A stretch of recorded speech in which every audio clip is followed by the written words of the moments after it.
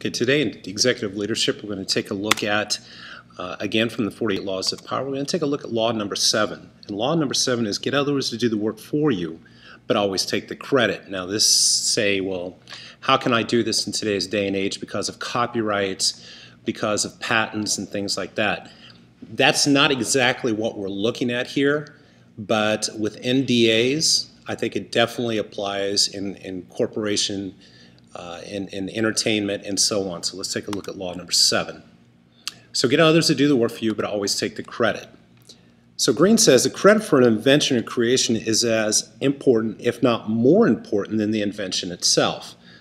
So what we're talking about here is the credit, because the credit is what is going to give you the glory. The credit is what's going to get people to look at you in a different way. Now, I referenced just a second ago about NDAs. Now, NDAs are non-disclosure agreements. So if you work for a corporation and you come up with an invention, that invention is not yours if you signed an NDA to work for that company. That invention is now the property of the company. And the leader or other people might take credit for that because that was built, that was developed, that was designed under their leadership. And so they might take the credit for that. As an example, if we take a look at Steve Jobs, a lot of people think that Steve Jobs is the person who is responsible for all the success at Apple. And that is true to a certain point. However, Steve Jobs probably did not design the iPhone. He probably did not design the operating system and so on and so on. He may have managed it. But a lot of people take a look at Steve Jobs as being the person for the success of Apple. And in many ways, we could look at him that he has taken credit for an invention. So learn to take advantage of other people's work. And this goes right in what Green as well as myself was talking about here. And what they're talking about here is when you learn to take advantage of other people's work, you want to do this to further your own cause, okay? Whether it's through teamwork, whether it's through the management of it, as we talked about with Steve Jobs earlier, a lot of different things you can take along there. So you cannot do it all. And Green says you want to conserve your forces, pounce on the work others have done, and find it a way to make it your own. Okay, now we're going to talk about some kind of things that you need to really think about if you do that. Let me just say it again. Conserve your forces, pounce on the work others have done, and find a way to make it your own. If you are not firmly established in your company, you're going to be viewed as having some major problems here and people are not going to trust you. So, rule of the jungle, as Green talks about here, is that you learn to get others to do the work for you, okay? So the rule of the jungle goes like this. Those who live by hunting and those who live off the hunting of others, okay? This can be a definite thing to think about here. If we take a look at the rule of the jungle and we take a look at lions, lions do the hunting. However, the hyenas, the ants, the vultures, and others make a very good living after the lions are done with the killing that they have done. All right, so this is one way to take a look at corporation entertainment and so on.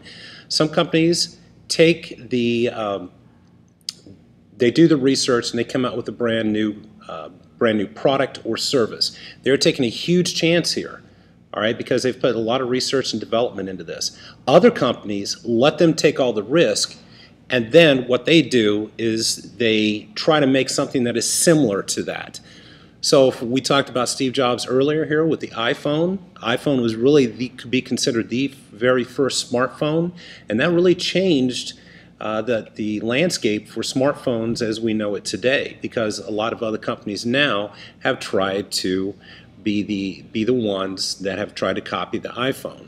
So you want to learn to get others to do the work for you, and if you do that, you will appear to have godlike strength and power. That's Green's words, not mine, because you will be looked upon as the person that has done the work and you're taking the credit. All right, so Green goes on and talks about the reversal of this.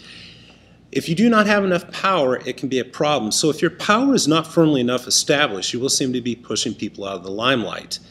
And this is going to be a real problem for you in your rise up the leadership ladder in the corporation.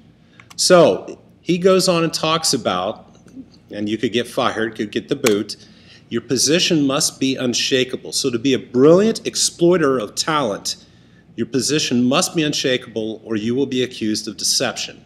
Now think about this. If somebody brings you a brilliant idea, a brilliant design, something like that, and then you go to your boss and you say, hey, I came up with this product, I came up with this service, I came up with this invention, and then that invention does not work, you are probably going to get the boot because of it. Your position must be unshakable.